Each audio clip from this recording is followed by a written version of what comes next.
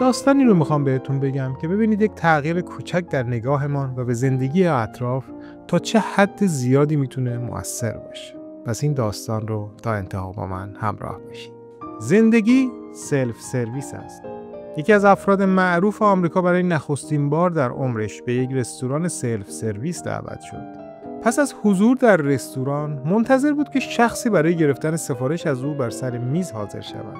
زمان گذشت و مشاهده میکرد که تمام افرادی که پس از او وارد رستوران شدند همگی مشغول صرف غذای خود هستند. این موضوع به شدت او را عصبانی کرد و مدام با خود در حال جنگ بود که چرا در این رستوران هیچ کس برای او احترام قائل نیست و به او توجهی نمی‌کند. در ذهنش مدام با این افکار درگیر بود تا اینکه پس از گذشت مدت زمانی مرد دیگری بر سر میز کناری او نشست و مشغول صرف غذای خود شد. شخص معروف با دیدن این صحنه دچار عصبانیت دوچندان شد.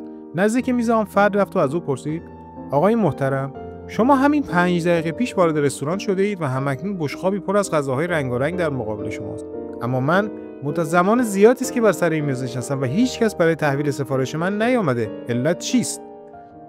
مرد مقابل اینگونه پاسخ داد که اینجا رستوران سلف سرویس است و شما می توانید به انتهای سالن مراجعه کنید.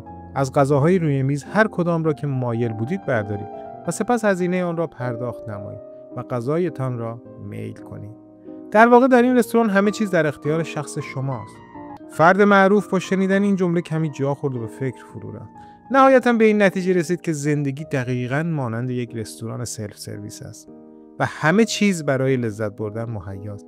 اما متاسفانه اغلب افراد آنقدر محو تماشای خوشبختی دیگران هستند که فراموش می‌کنند هر آنچه دیگران از آن بهره می‌برند می‌تواند در اختیار آنها نیز باشد.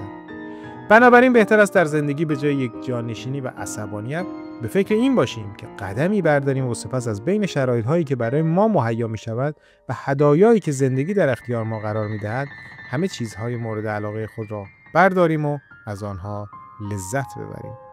امیدوارم که از این داستان لذت برده باشید تا تلنگری باشه برای موفقیتتون. برای شنیدن داستان‌های جذاب دیگه کانال ما رو سابسکرایب کنید. با تشکر، موفق و پیروز باشید.